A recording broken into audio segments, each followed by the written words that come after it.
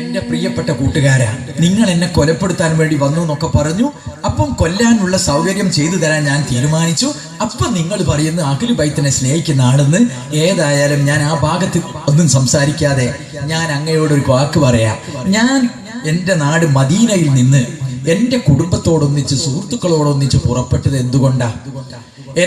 കൂഫ എന്ന് പറയുന്ന നാട്ടിലുള്ള നൂറുകണക്കിന് ജനങ്ങൾ എനിക്ക് എഴുതിയ കത്തുകൾ കണ്ടോ നിങ്ങൾ? ഈ കാണുന്ന കത്തുകളുടെ അടിസ്ഥാനത്തിലാണ് ഞാൻ പുറപ്പെട്ടത്. അപ്പോഴാണ് അറിയുന്നത് നിങ്ങൾ മുഖേനയും മറ്റുമായി എൻ്റെ മുൻകൂട്ടി ഞാൻ അങ്ങോട്ട് നിയോഗിച്ച സുഹൃത്തിനെയും 2 കുട്ടികളെയും നിഷ്കരുണം കൊലപ്പെടുത്തി അവരുടെ ശിരസ്സുകൾ കൊട്ടാരത്തിന്റെ ഗേറ്റിൽ തൂക്കിയിട്ടിരിക്കുന്ന ഒരു കുട്ടി പോലും അവിടെ സഹായിക്കാനില്ല. തിരിച്ചു പോകണം എന്ന് നിങ്ങൾ പറയുന്നത്. കൂട്ടുകാരെ, എന്നെ പറ്റി നിനക്കറിയാവോ? ഞാൻ എവിടെയാ വളർന്നത് എന്നറിയാവോ? ലോകത്തൊരു കുട്ടിക്കും ഭാഗ്യം സിദ്ധിച്ചിട്ടില്ല. എന്റെ ഭാഗ്യം. ഞാൻ എവിടെയാ വളർന്നത്? ലോകം മുഴുവനും സൃഷ്ടിക്കാൻ കാരണദൂതൻ അന്ത്യപ്രവാചകൻ മുത്തു മുഹമ്മദ് മുസ്തഫ സല്ലല്ലാഹു അലൈഹി വസല്ലമ തങ്ങളുടെ മടിത്തട്ടിലാണ് ഞാൻ വളർന്നത്. ആർക്കാണ് കൂട്ടുകാരാ ഈ ഭാഗ്യം ലഭിച്ചത്? നീ എന്റെ മുഖത്തേക്കൊന്ന് നോക്ക്.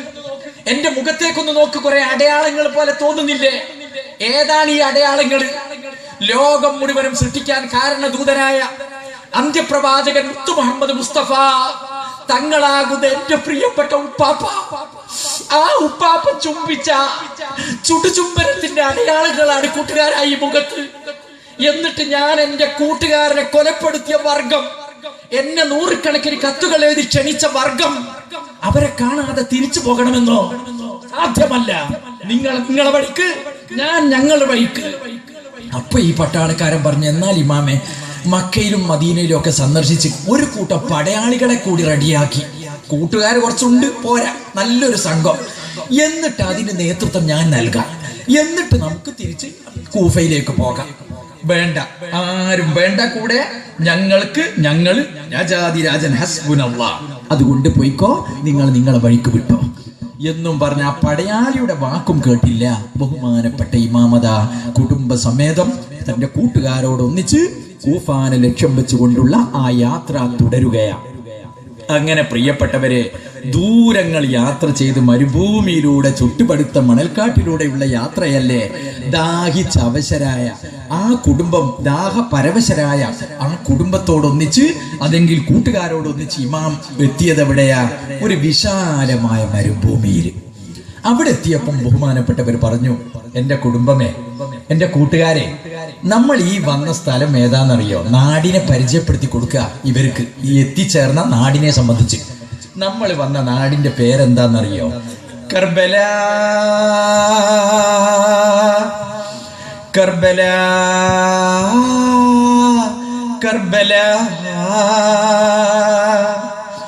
എത്തും ഹുസൈനാരും ദൂരങ്ങൾ പിന്നിട്ട് കർബല നാടിന്റെ അതരങ്ങൾ കണ്ടിട്ട് ദാഹക്കോടുമേയിൽ അഖിലാകെ ക്ഷീണിത്ത് കർബല നാടിന്റെ മന അറിവിത്ത് എത്തും ഹുസൈനാരും ദൂരങ്ങൾ പിന്നിട്ട് കർബല നാടിന്റെ അതരങ്ങൾ കണ്ടിട്ട് ദാഹക്കോടുമയിൽ അഖിലാകെ ക്ഷീണിത്ത് കർബല നാടിന്റെ മനാറിവിത്ത്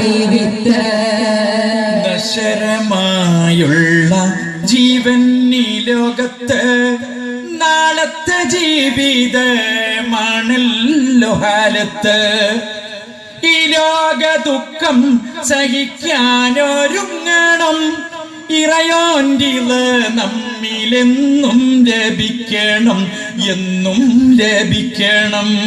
എത്തും ഹുസൈനാരും ദൂരങ്ങൾ പിന്നിട്ട് കർബല നാടിന്റെ അതരങ്ങൾ കണ്ടിട്ട് ദാഹക്കോടുമയിൽ അഖിലാകെ ക്ഷീണിത്ത് കർബല നാടിന്റെ മനാറിവിത്ത്. എന്റെ പ്രിയപ്പെട്ട